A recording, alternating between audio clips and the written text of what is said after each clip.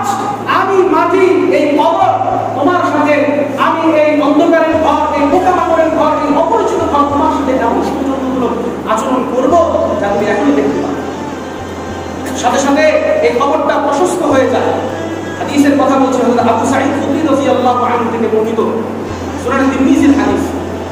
এই খবরটা প্রশস্ত হয়ে যায়, এক পর্যায়ে জান্নাতের একটি দরজা খুলে যায় তার জন্য, এবং সে বাতাস তার এই কবরে আসে। বদকারের মৃত্যু কেমন হবে? সুতরাং একটা কথা ভালোভাবে মনে রাখতে হবে, মানুষকে কখনোই মানুষ প্রকৃত অর্থে ভালোবাসে না। ভালোবাসে তার অবস্থান। কি রে ভাই? অবস্থান। একমাত্র আল্লাহই আপনার অবস্থান ছাড়া আপনাকে ভালোবাসে। কেউ যদি আপনার একাকিত্ব বাস করে, তার পদমর্যাদা নাই, কিন্তু সে আল্লাহ অনেক বড় পরহেজগার আলেম, আল্লাহ অনেক বড় ইবাদত গুজার বান্দা, আল্লাহর কাছে কি সে যা মিলিয়ন মিলিয়ন ডলার আছে অথচ সে কাফের, তার চেয়ে হাজার গুণ বেশি দামি হয়? অবশ্যই। কুল্লু নাফসিন যায়িকাতুল মাউত ওয়া ইন্নামা তুওয়াফাউনা উজুরাকুম ইয়াওমাল কিয়ামাহ ফামান زحزح عن النار وأدخل الجنة فقد فاز والحياة الدنيا إلا متاع الغرور। الله أكبر। আমাদের দৃঢ়তা, আমাদের বিশ্বাস আল্লাহ আল্লাহর রাসূলের বাণীর মধ্যে এমন যে বাস্তবতাকেও হার না। في القلب مشاعر أخفيها قد أشرقت الشمس عليها عن خطط لم الحمد لله نحمده ونستعينه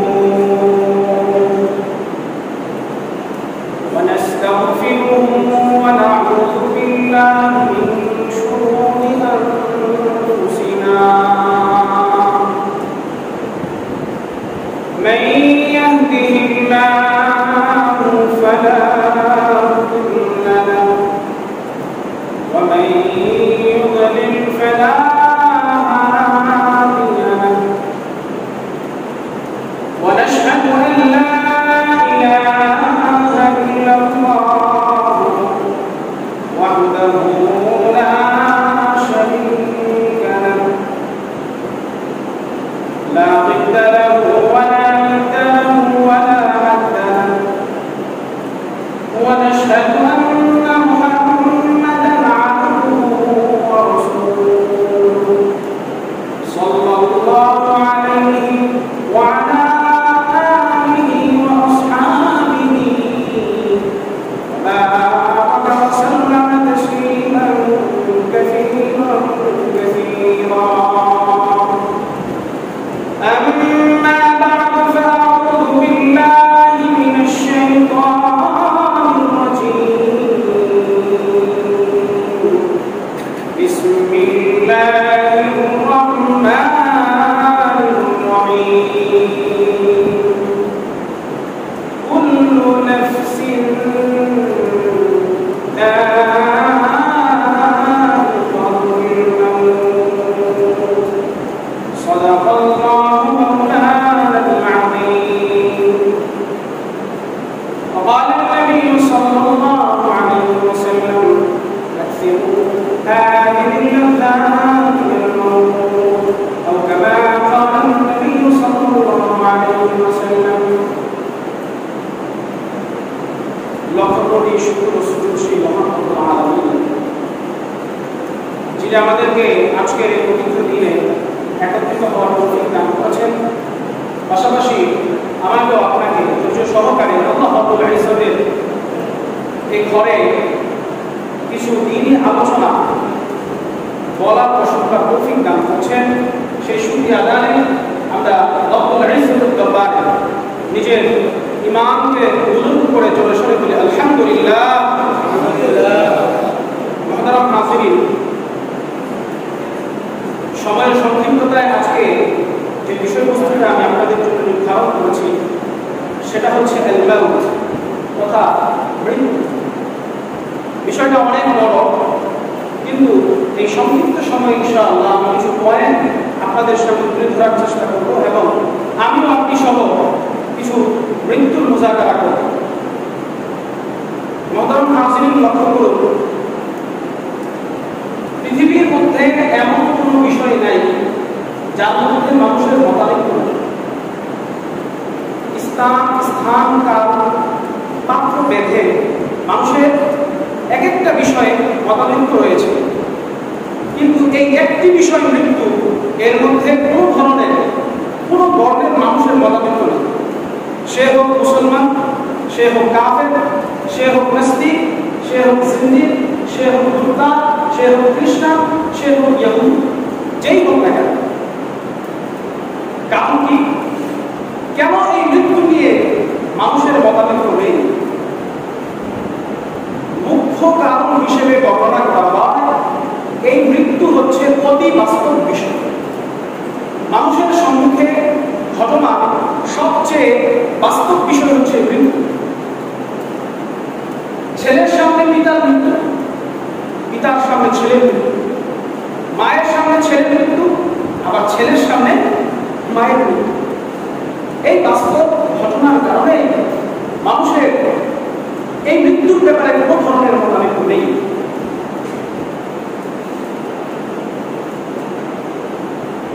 কিন্তু আমরা তো মুসলমান, আমাদের দৃঢ়তা, আমাদের বিশ্বাস আল্লাহ আল্লাহ রাসূলের বাণীর মধ্যে এমন যে বাস্তবতাকেও হার মানে। বাস্তববাদী বিষয়রা, অন্যান্য ধর্মাবলম্বীরা বাস্তবতা দেখেই শুধু মৃত্যুকে বিশ্বাস করে, কিন্তু আমরা মুসলমানেরা শুধু বাস্তবতা দেখেই নয়, বরং আল্লাহ আল্লাহ রাসূল এই মৃত্যুর আবশ্যকীয়তা আল্লাহর কোরআন ও রাসূলের বাণীর দ্বারা সাবিত হয়েছে, প্লাস বাস্তবেও এটা ঘটনা। সুতরাং আমাদের দৃঢ় বিশ্বাসটা হয় তাদের চেয়ে অনেকটাই বেশি। আল্লাহ তাআলা কোরআনে পাকের মধ্যে সূরা আল ইমরানের 185 নম্বর আয়াতে, যেটা রয়েছে 4-13 নম্বর পৃষ্ঠায়, রব বলছেন, কুল্লু নাফসিন যায়িকাতুল মাউত ওয়া ইন্নামা তুওয়াফাউনা উজুরাকুম ইয়াওমাল কিয়ামাহ ফামান যুহজিহা আনিন নার ওয়া উদখিলাল জান্নাতা ফাকাদ ফাজ ওয়াল হায়াতুদ দুনিয়া ইল্লা মাতাউল গুরুর। আল্লাহু আকবার। রব বলছেন, কুল্লু নাফসিন যায়িকাতুল মাউত, প্রত্যেক নফসের মৃত্যুর স্বাদ আস্বাদন করতে হবে। ওয়া ইন্নামা তুওয়াফাউনা উজুরাকুম ইয়াওমাল কিয়ামাহ, আর তোমাদের সকলের প্রতিদান কিয়ামতের দিন পূর্ণরূপে দেওয়া হবে। ফামান যুহজিহা আনিন নার ওয়া উদখিলাল জান্নাতা ফাকাদ ফাজ, যাকে জাহান্নামের আগুন থেকে দূরে নিয়ে যাওয়া হবে, ওয়া উদখিলাল জান্নাহ, এবং জান্নাতে প্রবেশ করানো হবে, ফাকাদ ফাজ, সেই সফলকাম হবে। ওয়ামাল হায়াতুদ দুনিয়া ইল্লা মাতাউল গুরুর। রব বলছেন, আল হায়াতুদ দুনিয়া ইল্লা মাতাউল গুরুর, এই দুনিয়ার জীবনটা তো একমাত্র ধোঁকা, ধোঁকা ছাড়া কিছুই নয়। আসলেই বাস্তব। কেউ যদি স্বীকার করে আর না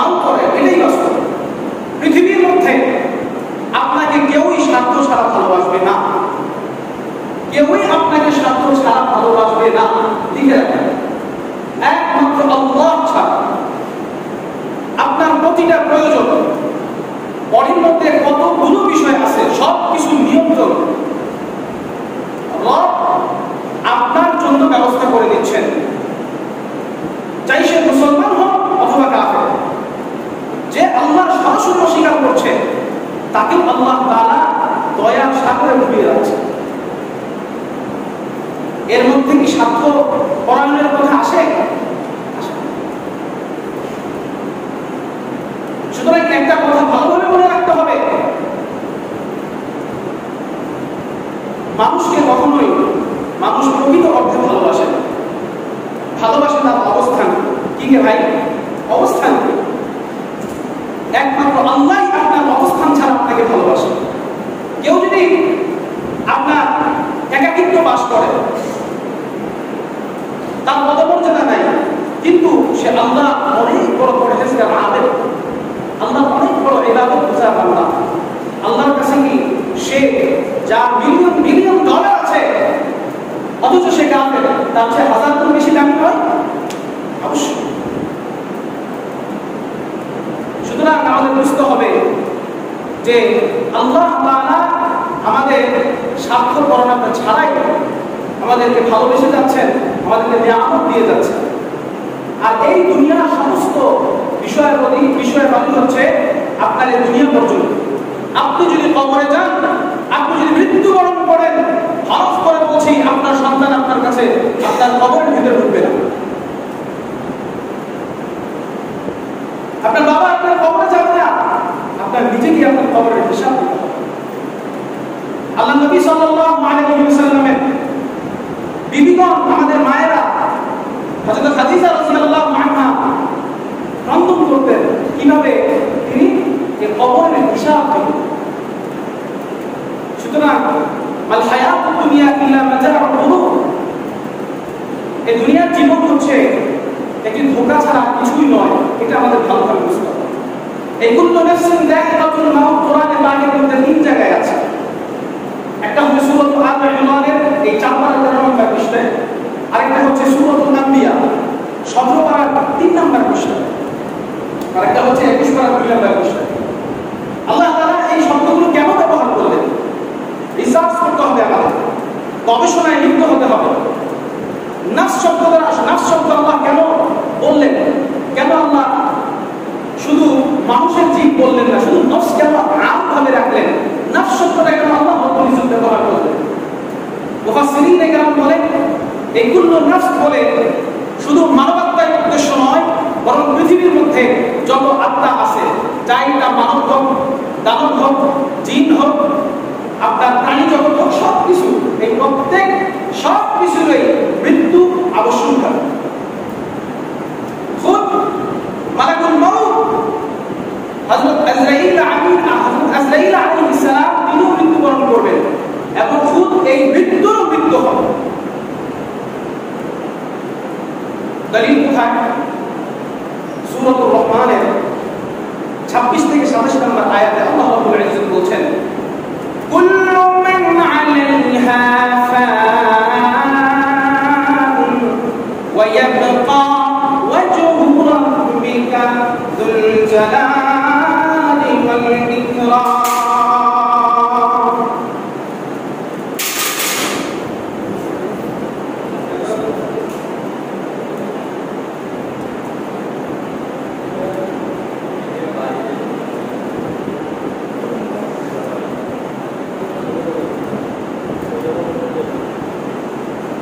আমরা সকলেই ইস্তিগফার করি, আস্তাগফিরুল্লাহ আয-আযীম মিন যামবি ওয়া আতুবু ইলাইহি, লা হাওলা ওয়া লা কুওয়াতা ইল্লা বিল্লাহ। আস্তাগফিরুল্লাহ আয-আযীম মিন যামবি ওয়া আতুবু ইলাইহি, লা হাওলা ওয়া লা কুওয়াতা ইল্লা বিল্লাহ। তো মুহতারাম হাজিরিন, যেটা বলছিলাম, আল্লাহ বলছেন কুল্লু মান আলাইহা ফান, এই পৃথিবীর মধ্যে যা কিছু আছে সবকিছুই নশ্বর, সবকিছুই ধ্বংস হয়ে যাবে। ওয়ায়াবকা ওয়াজহু রাব্বিকা যুল জালালি ওয়াল ইকরাম, একমাত্র আল্লাহ তাআলার সত্তাই বাকি থাকবে, আর তিনি হচ্ছেন অবিনশ্বর, তিনি মহিমাময়। সুতরাং এই আয়াত তাআলা বলছে যে আল্লাহ রাব্বুল ইজ্জত ব্যতীত আর কোনো কিছুই বাকি থাকবে না, সব কিছুই ধ্বংস হবে, সব কিছুই মৃত্যু। কোরআনে পাকের আরেক জায়গায় রব্বুল ইজ্জত বলছেন কুল্লু শাইইন হালিকুন ইল্লা ওয়াজহা লাহুল হুকমু ওয়া ইলাইহি তুরজাউন।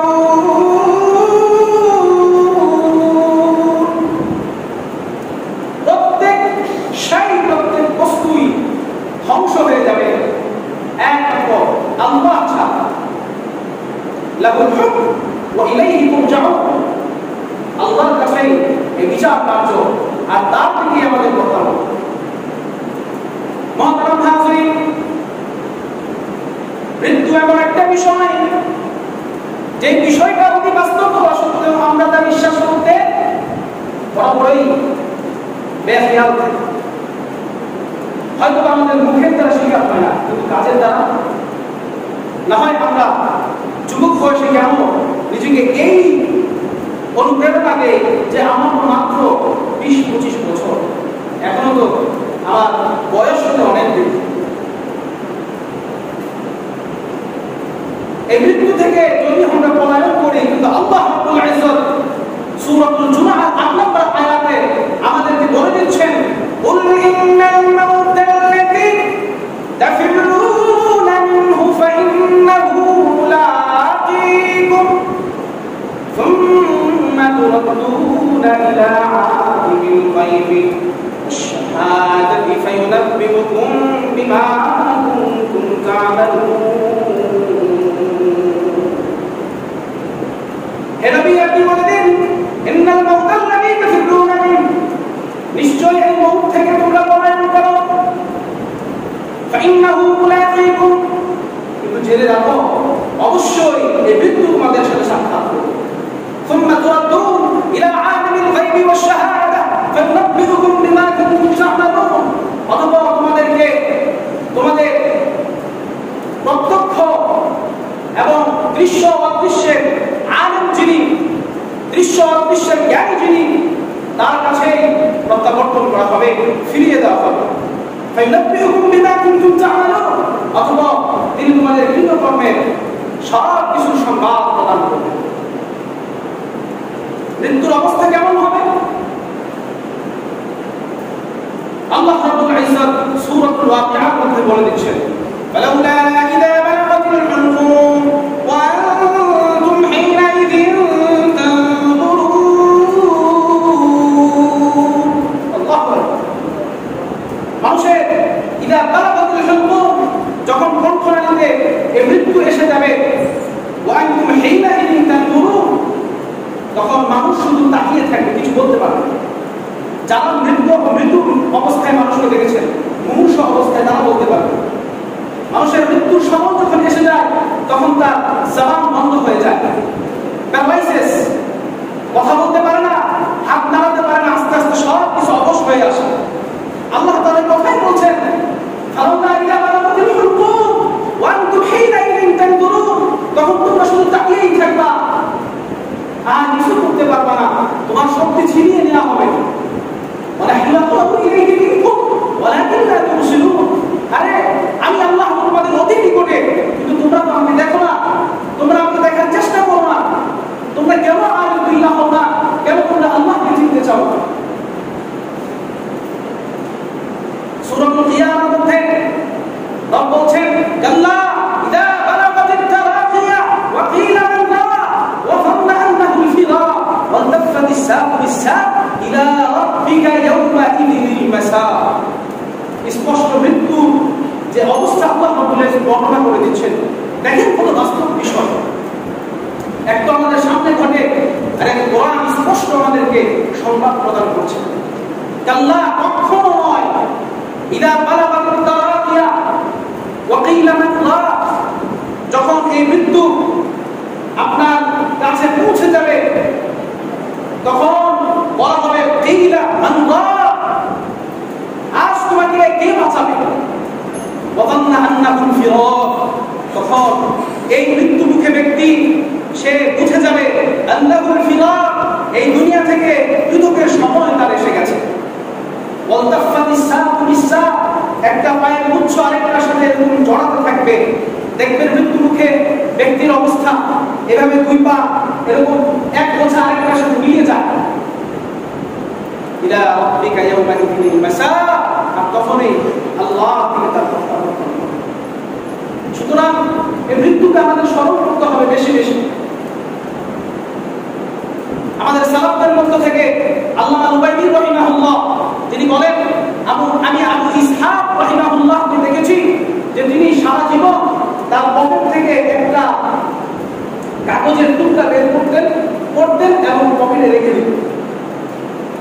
অতঃপর তার মৃত্যু যখন হয়ে গেল তখন আমি এই কাগজটা নিয়ে দেখলাম এই কাগজের মধ্যে লেখা, তুমি তোমার আমলকে আরো অগ্রগামীর পথে লিপ্ত করো, কারণ তোমার সময় ঘনিয়ে এসেছে।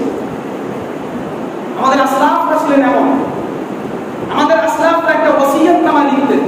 ওসিয়ত নামা কি? ওসিয়ত নামা, আমি কার সাথে জীবদ্দশায় রূঢ় আচরণ করেছি, আমার কাছে কে কত টাকা ঋণ পায়, আমি কার সাথে খারাপ আচরণ করেছিলাম, এক সময় কাকে আমি আমার ক্ষমতা বলে তীব্র আচরণ করেছিলাম, এই সমস্ত একটা চার্ট, একটা ওসিয়তনামা তারা লিখতেন এবং একজন বিশ্বস্ত মানুষকে বলে দিতেন আমার মৃত্যু পরে তুমি আমার এই ডায়েরিটা পড়ো। এমনি ভাবে তারা ওসিয়তনামা লিখে নিজের জীবনের যে ত্রুটিগুলো এগুলো তারা মৃত্যুর পরেও যদি তাদের কোনো ধরনের কোনো ত্রুটি থেকে যায় তাহলে সেটা বাস্তবায়ন করে দিতেন এবং সেটা ঠিক করে দিতেন, সংশোধন করে দিতেন। কিন্তু আমাদের মধ্যে কি সেটা আছে? আমরা ইনশাআল্লাহ এই ওসিয়তনামা লেখার চেষ্টা করব। নিজের ছেলে হোক, নিজের স্ত্রী হোক, আমরা বলবো। কারণ দেখেন, আপনি যদি ঋণ নিয়ে মৃত্যুবরণ করেন, ঋণ এর আসার হতেই থাকে যদি ওই ব্যক্তি আপনাকে না মাফ করে। কত বড় বিষয়! আর আমরা এই ঋণের ব্যাপারে আসলে কত লাভ, কত উদাসীন। একটা মানুষ থেকে ঋণ নিয়ে আমরা মানে একেবারেই নিরুদ্দেশ হয়ে যাই। এটা ইসলাম বলে না এমন। এই কারণে আমাদেরকে মৃত্যুকে সামনে রেখে নিজের জীবনকে সংশোধন করতে হবে। এই কারণেই তো একজন শায়ের তিনি তার ভাষায় বলছেন, আপনি ভাষায় ওয়ালাদাত কাউমুকা ইয়াবনা আদম বাকিয়া ওয়ান নাসু হাওলাকা ইয়াদহাকুনা সুরুরা ফা'মাল লিনাফসিক ইযা বাকাউ আন তাকুনা ইযা বাকাউ ফি মাওদি'i মাউতিকা দাহিকাম মাসরুরা। বলছেন, হে আদম সন্তান, যখন তুমি জন্মগ্রহণ করেছিলে তখন তোমার আশপাশের মানুষ সকলেই হেসেছে আর তুমি ক্রন্দন করেছো। ফা'মাল লিনাফসিক, কিন্তু তুমি তোমার আমলগুলোকে এভাবে তুমি তোমার আমল করো যে তুমি মৃত্যুবরণ করছো হাসতে হাসতে আর মানুষ তোমার জন্য ক্রন্দন করছে। আমাদের এমন মৃত্যু নিজেদের মধ্যে বাস্তবায়ন করতে হবে, নিজেদের মধ্যে বাস্তবায়ন করতে হবে এমন মৃত্যু। মৃত্যুর যন্ত্রণা অনেক কঠিন। আমার নবী সাল্লাল্লাহু আলাইহি ওয়াসাল্লাম ইন্না ফাতাহনা লাকা ফাতহান মুবিনা সূরা ফাতহ খুলে দেখেন 26 পারা 10 নম্বর পৃষ্ঠায়, লিয়াগফিরা লাকা আল্লাহু মা তাকাদ্দামা মিন যামবিকা ওয়া মা তাআখার। আল্লাহ বলেন আগে পরে যত গুনাহ আছে তার জন্য আল্লাহ মাফ করে দিয়েছেন। আল্লাহ, এই মহামানব মৃত্যুর সময় তার অবস্থা কি ছিল?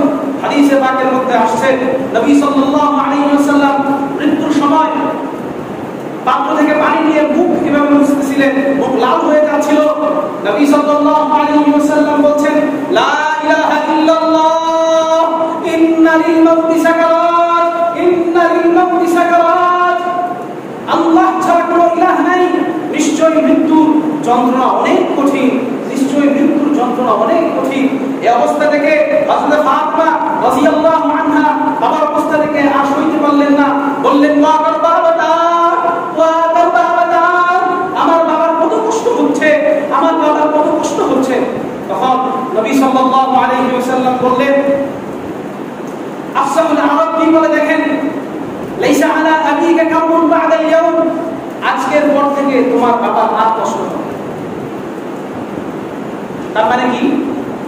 নবী সাল্লাল্লাহু আলাইহি ওয়াসাল্লামের মৃত্যু ঘনিয়ে এসেছে, অথবা রাসূল সাল্লাল্লাহু আলাইহি ওয়াসাল্লাম বিশ্বজাহান, আল্লাহ তাআলা এই বিশ্বজাহানের মধ্যে সবচেয়ে শ্রেষ্ঠ মানবের ইন্তেকাল ঘটালেন। প্রিয় হাজিরিন, এমন ভাবে যদি বলতে থাকি আসলাফদের কাহিনী শেষ হবে না। ওমর ফারুক, উসমান, যাদের জন্য দুনিয়াতে জান্নাতের সুসংবাদ এসে গেছে, তারাও মৃত্যু নিয়ে এতটা চিন্তিত ছিলেন বলার বাইরে। এখানে আমাদের মৃত্যু নিয়ে চিন্তা করতে হবে। নবী সাল্লাল্লাহু আলাইহি ওয়াসাল্লাম নিজেই বলেছেন বেশি বেশি মৃত্যু নিয়ে চিন্তা করো। কেন? কবরে যখন তুমি যাবা, তখন এই কবর, এই মাটি তোমাকে বলবে, যদি তুমি নেককার হও তাহলে তোমাকে বলবে যে আমার পিঠের উপরে যারা চলেছে, যারা পদচারণা করেছে, তাদের মধ্য থেকে সবচেয়ে উত্তম ব্যক্তি ছিল তুমি। আজ আমি মাটি, এই কবর, তোমার সাথে আমি এই অন্ধকারের ঘর, এই পোকামাকড়ের ঘর, এই অপরিচিত ঘর, তোমার সাথে এমন সৌজন্যমূলক আচরণ করব যা তুমি এখনই দেখতে পাবে। সাথে সাথে এই কবরটা প্রশস্ত হয়ে যায়। হাদিসের কথা বলছে হযরত আবু সাঈদ খুদরী রাদিয়াল্লাহু আনহু থেকে বর্ণিত, সুনান তিরমিজির হাদিস। এই কবরটা প্রশস্ত হয়ে যায়, এক পর্যায়ে জান্নাতের একটি দরজা খুলে যায় তার জন্য, এবং সে বাতাস তার এই কবরে আসে। সুবহানাল্লাহ। বদকারের মৃত্যু কেমন হবে? বদকারের মৃত্যু কেমন হবে? কবরের মাটি বলবে আমার পিঠে যারা চলমান ছিল তাদের মধ্যে থেকে সবচেয়ে নিকৃষ্ট ব্যক্তি ছিল তুমি। আমি অন্ধকার ঘর, তোমার সাথে আজ কি আচরণ করবো তা আপনি দেখতে পাবেন। সাথে সাথে দুই সাইডের এই দুইটা মাটি তার এই দুই পাথরে এভাবে চাপ দেয়। চাপ দিলে একটি পাথরের হাতটি আরেকটি পাথরের সাথে মিলে যায়। আবু সাঈদ খুদরী রাদিয়াল্লাহু আনহু বলেন যে এই জায়গায় রাসূল সাল্লাল্লাহু আলাইহি ওয়াসাল্লাম এসে এইভাবে দুইটি আঙ্গুল, মানে এইভাবে বোঝালেন যে একটি পাথরের হাতটি আরেকটার সাথে মিশে যায়, অথবা তার জন্য 70টি সাপ নিযুক্ত করা হয়। এমন বিশাল সাপ হাদিসের মধ্যে আসছে যে এই সাপ যদি দুনিয়ার মধ্যে একটি শ্বাস, তার যে শ্বাস আছে, এই শ্বাসটা দুনিয়ার মধ্যে ছাড়ে, তাহলে দুনিয়া যতদিন পর্যন্ত বাকি থাকবে একটি শস্য দানাও, একটি উদ্ভিদ জন্মাবে। এত বিষাক্ত সাপ। সেই 70টি সাপ কিয়ামত অবধি তাকে দংশন করতেই থাকবে। তাহলে বুঝেন, এই মৃত্যু আমাদের জন্য, যদি আমরা ভালো আমল করি কত সহজ হয়, যদি আমরা খারাপ আমল করি কত কঠিন। এই কারণে মৃত্যু নিয়ে আমরা মুযাকারা করব। আমার যার সাথেই হোক না কেন, অথবা আমি কবরস্থানে যাব, একজন দুনিয়া বিমুখ আলেমকে জিজ্ঞাসা করা হয়েছিল সর্বোৎকৃষ্ট নসিহা কি? এই যে আমরা নসিহা করি না, আলোচনা করি না, সর্বোৎকৃষ্ট নসিহা কি? তখন এই দুনিয়া বিমুখ আলেম বললেন সর্বোৎকৃষ্ট নসিহা হচ্ছে কবরস্থানের দিকে তাকানো, মৃত্যু মুমূর্ষু অবস্থায় ব্যক্তিকে দেখা, মৃত্যুর জানাজায় শরীক হওয়া, কবরকে নিয়ে মুযাকারা, কবরের এই অবস্থা নিয়ে চিন্তা ভাবনা। তাহলেই মানুষ এই দুনিয়ার স্বাদকে বিনষ্ট মনে করবে, বিনষ্ট বিষয়, এবং আল্লাহর প্রতি তার ধ্যান ধারণা অনেক তীব্র হয়েছে।